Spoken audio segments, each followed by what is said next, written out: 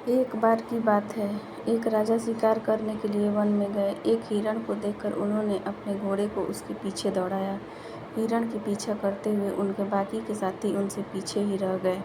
राजा दूर एक ऐसे जंगल में पहुंच गया जहां मीलों तक पानी नहीं था। राजा को प्यास ने बहुत ही ज़्यादा व्याकुल कर दिया था। जब राजा और कुछ आगे बढ़े तो उन्हें एक किसान की झोपड़ी दिखाई दी। राजा दौड़कर झोपड़ी के पास गए, जहाँ पर उस झोपड़ी के पास 8-9 साल की कन्या खेल रही थी। राजा ने उस कन्या से कहा, बेटी शीघ्र ही एक गिलास जल लाओ, मुझको बहुत ज़ोर से प्यास लगी है। उस कन्या ने राजा को आम मुसाफिर समझकर एक खाट लाकर डाल दी और बैठने के लिए कहा तथा जल का एक गिलास लाकर राजा के हाथ में थमा दिया।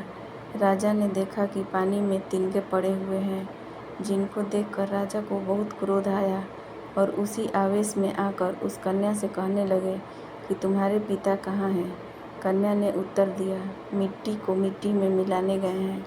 राजा को लड़की पर और ज़्यादा क्रोध आया, परंतु प्यास लगी थी, जल पीना था, इसलिए राजा ने क्रोध को दबाकर कहने लगे कि और साफ जल लाओ। वह कन्या जल लाने के लिए फिर से झोपड़ी के अंदर चली गई। इतने में ही उस लड़की का पिता भी वहां आ गया। उसने तुरंत राजा को पहचान लिया और उसने प्रणाम किया राजा को और कहने लगा कि हुजूर, आप एक गरीब की झोपड़ी में कैसे पधारे। राजा कहने लगा कि मैं शिकार के लिए वन में आया था, अपने साथियों से बिछड़कर दूर आ गया हूँ।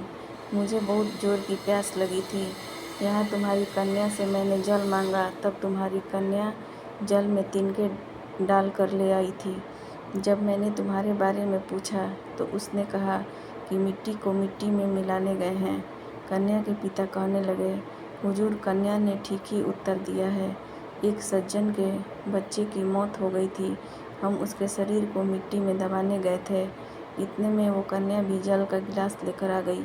किसान ने पूछा, बेटी, तुमने राजा को अच्छा जल क्यों नहीं दिया। कन्या ने उत्तर दिया, पिताजी, राजा धूप की तेजी में भागते हुए आए थे, सारे शरीर से पसीना छूट रहा था।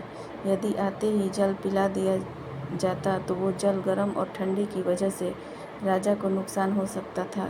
मैं इनके लिए मना तो नहीं कर सकी, परंतु जल में तिनके डाल लाई ताकि राजा कुछ समय तक जल न पी सके।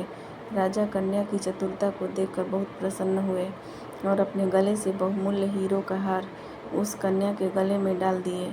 उनको हमेशा के लिए दरिद्रता के दुखों से छुड़ा दिए।